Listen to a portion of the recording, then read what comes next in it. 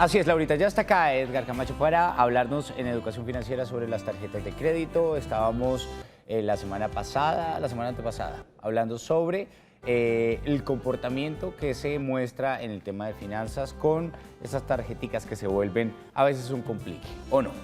Totalmente, Andrés. Buenos días para los televidentes. Un placer nuevamente estar de regreso para que revisemos un tema muy importante. Ya hemos hablado mucho de la forma en que se deben usar, qué condiciones tienen, cómo es el manejo de las tasas y demás, pero hoy queremos traer un ejercicio base de cómo se debe administrar desde el punto de vista del presupuesto para poder lograr que se maneje de la forma más correcta.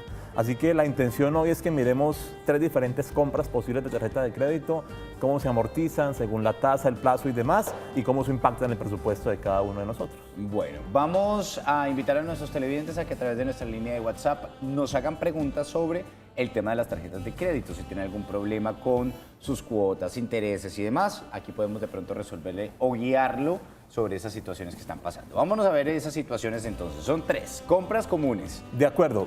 He traído 3 ejemplos básicos: la compra de un televisor, el pago de un viaje y la compra de un mercado. Son compras que normalmente hacemos en el día a día con tarjeta de crédito. Ojo, que sea normal, no estoy diciendo que sea lo mejor. Ajá. Simplemente las traigo porque suceden, pero no porque realmente sea la manera más sana. Y de hecho vamos a revisar aquí rápidamente por qué considero que no es sano.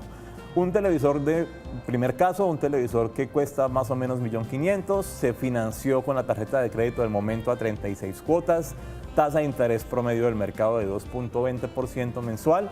Eso nos da una cuota, ya calculamos para agilizar un poco los tiempos, de 60.756 pesos mensuales durante 3 años. Uno diría, fácil, ¿cierto? 60.000 pesos mensuales no pareciera ser mucho, pero es un compromiso durante 3 largos años. Es muy posible que ese televisor al año y medio ya no funcione como funcionaba antes y seguiremos pagándolo nosotros. Vamos a hacer la tarea, Andrés, de multiplicar esos valores. Eso quiere decir... por los 60.000, exacto. Habremos pagado al final de cuentas 2.187.000 por un televisor que costaba 1.5 millones. Ahora, desde el punto de vista financiero, démosle otra connotación, Andrés. Es muy posible que cuando ese televisor se termine de pagar y hayamos pagado 2.200.000 casi, el que tengamos ya sea completamente devaluado. Sí, ya ha salido tecnología nueva. Posiblemente, si lo quiero vender, ya me darán 500.000 pesos más por él. Es un asunto financieramente no viable. La verdad es que financiar artículos que no son de primera necesidad no tiene mayor sentido financiero. Ahora, sé que se hace, sé que la mayoría de compras las hacemos directamente con tarjeta de crédito para financiar ese tipo de artículos, mas no es realmente la mejor decisión financiera que podamos tomar. Hay una frase muy común en las personas y en las familias, y es que, bueno, pues que el que tiene plata lo puede pagar de una vez, o el que tiene plata lo puede mandar a 2 cuotas, a 3 cuotas. Uno que no tiene plata, pues le toca mandarlo a 36, o sea, ¿qué hago? Eso es lo que me toca cargar. Sí, Andrés, pero yo creo que es un asunto de hábitos financieros. A veces uno le dice a la gente, no pague cuotas. Si usted va a hacer un esfuerzo durante tanto tiempo para pagar intereses financieros, haga el mismo esfuerzo para que usted ahorre esa plata y lo compre de contado cuando pueda comprarlo. Y mientras tanto tenga el televisor que está viejito y aguántese un poquito más y demás, pero es la mejor manera de hacerlo, porque el día que lo pueda comprar lo pago sin intereses, lo pago de pronto a una cuota, a 2, a 3, no financio tanto tiempo, no me paso la vida pagando intereses financieros por la compra de un televisor, y el día de mañana sigo haciendo una tarea juiciosa de ahorro y compro mis cosas en el momento en que lo quiero hacer y la manera más correcta de hacerlo, realmente. Es un asunto de hábitos al final de cuentas.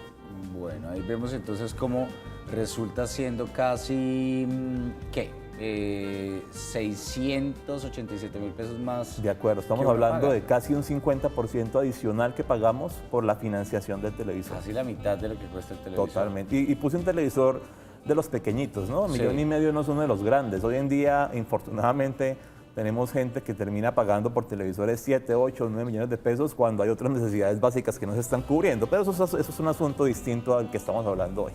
Al final, un poco lo que quiero aterrizar es, lo que tenemos aquí abajo es la amortización del pago de este televisor. Es básicamente lo que pagamos mes por mes. En el primer uno, por ejemplo, la cuota que siempre es la misma, y cuánto pagamos de capital, y cuánto pagamos de intereses, y cuánto es el saldo al final de cada uno de los meses. Este ejercicio lo habíamos hecho ya previamente, así que seguramente nuestros televidentes están medianamente identificados con lo que estamos haciendo.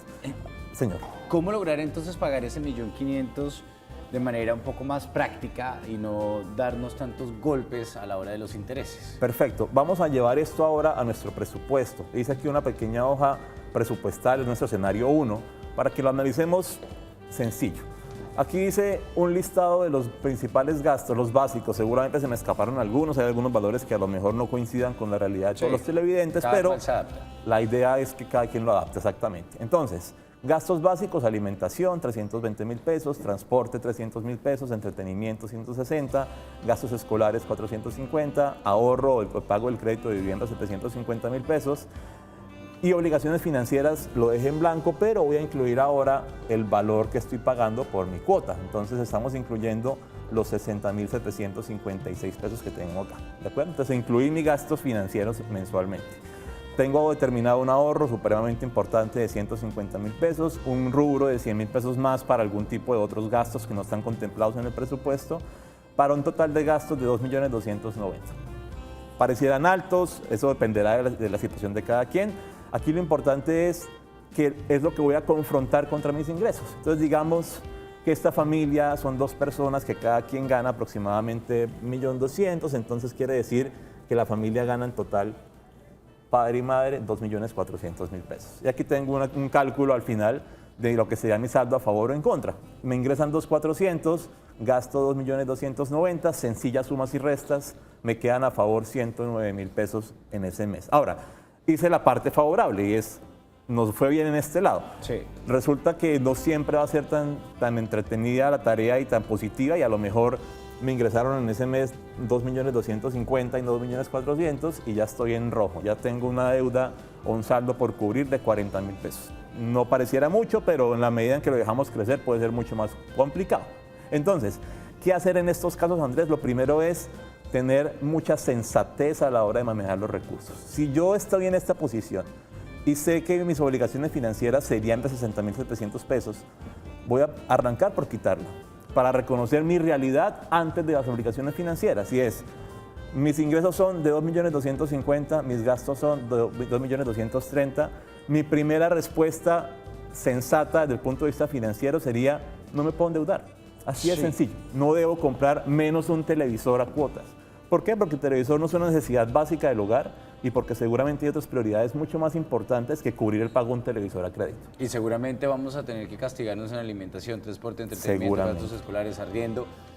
Y son cosas que en realidad sí son básicas y no podemos variar. Total. Y eso es un poco triste, Andrés, pensar que entonces por comprar el televisor, Bajar de comer. el presupuesto, dejar de comer o a lo mejor dejar de entretener a la familia y el entretenimiento se termina convirtiendo en el televisor. Y no tiene que ser de esa manera. La idea es que seamos sensatos e inteligentes para tomar decisiones financieras y que con los números aterrizados seguramente va a ser una decisión mucho más sencilla de tomar. Por eso creo que este presupuesto que dice de manera muy básica y elemental nos tiene que ayudar un poco a entender cuáles son mis gastos totales, cuáles son mis ingresos totales y con ese saldo a favor o en contra saber si estoy en una posición en la cual puedo o no tomar deuda en algún momento determinado. Listo. Vámonos a otro ejemplo. Perfecto. Entonces me voy a quedar, antes de seguir con el siguiente ejemplo, con la cuota inicial de 60.000 pesos. Sí. Vamos para el segundo. Entonces digamos que han pasado algunos meses, aquí yo puse en el mes cuarto, decidí irme de viaje con mi familia. Entonces ese viaje nos costó aproximadamente 5 millones de pesos, lo financiamos a 24 cuotas, 2% de interés, cuota de 264.000 pesos. Al igual que la vez pasada, simplemente vamos a mirar que ese viaje que debía costarnos 5 millones, vamos a terminar pagando en 2 años 1.340.000 pesos más. Viajaremos 15 días gastando 5 millones, pero duraremos 24 meses pagando ese viaje. Eso suena un poco doloroso, ¿cierto? Y es real. Y es muy real, de hecho. Entonces nos toca viajar 15 días y esperarnos 2 años más para poder volver a viajar, porque hasta que no paguemos no podemos pensar en seguir endeudándonos para viajar. Entonces, vuelvo al tema, es un poco de la prioridad clara de qué debemos tener en cuenta a la hora de decidir si financiamos o no financiamos. Una vez más, hoy en día hay demasiados planes de ahorro programados para viajes, hay muchas buenas formas de hacerlo de esa manera. Entonces, para ir cerrando, Andrés, con este tema, lo importante acá es, para nuestro presupuesto en el segundo mes, en el segundo escenario, perdón, ya mis obligaciones financieras no serían solamente los 60.700 de la compra del televisor, sino que sería ahora mis 264 de la parte del pago del viaje, Sí. así que mis gastos han subido de 2.290.000 a 2.550.000, y si los ingresos siguen siendo los mismos, que es lo que normalmente ocurre en la mayoría de hogares, pues el saldo No. en contra va cada vez más creciente. Así que es importante esta conciencia de gastemos en orden a lo que podemos gastar, y mucho más si mi objetivo es financiar de la manera en la que estamos financiando. Bueno, ¿cuáles son las recomendaciones de las personas que hacen estos procesos de endeudamiento en el día a día, en el mes a mes, en el año tras año, y no se fijan en eso que están comprometiendo, que realmente puede terminar dejándolos sin viaje feliz, De acuerdo. sin televisor, sin arriendo y en muchas oportunidades hasta hipotecando casa para poder pagar una deuda? Esto siempre lo he dicho, Andrés, debía ser un trabajo mancomunado entre la banca y el usuario. Infortunadamente, la banca tiene un objetivo primordial, que es la colocación de recursos, así que no siempre le va a importar mucho la situación financiera del cliente. Así que aquí hay solo una solución, y es que el usuario financiero sea consciente de realmente cuál es su capacidad de endeudamiento, si es que la tiene. Y si no la tiene, pues sencillamente entender que antes de financiar está la opción de ahorrar. Y el ahorro será siempre la mejor estrategia a la hora de conseguir artículos que no son de básica necesidad y que podemos conseguir en el tiempo. Y qué importante hacer un presupuesto y siempre tener presente cuánto es que en realidad tengo de base, porque mucha gente cuenta con Total. esos extra, y los extra es mejor dejarlos como extra y no contarlos como algo fijo y seguro. No siempre van a llegar, y esos son los que a veces nos terminan dando en la cabeza porque los presupuestamos y a lo mejor no llegan, y ahí empiezan los dolores de cabeza por la falta de plata. Y es lo que no queremos que Pero ocurra. mil gracias, como siempre, esos pequeños tips, estos ejemplos que le aclararon un poco el panorama y puede uno familiarizarse un poco con lo que le está pasando en el día a día, y utilizar las finanzas de manera correcta en el hogar siempre le va a garantizar a usted estar tranquilo, sin deudas y disfrutando tal vez de no de las mejores vacaciones, pero sí no estar pensando todo el tiempo en que va a perder alguno de los bienes por los que tanto ha luchado. Mil gracias. Andrés, como un siempre. gusto. Que esté muy bien.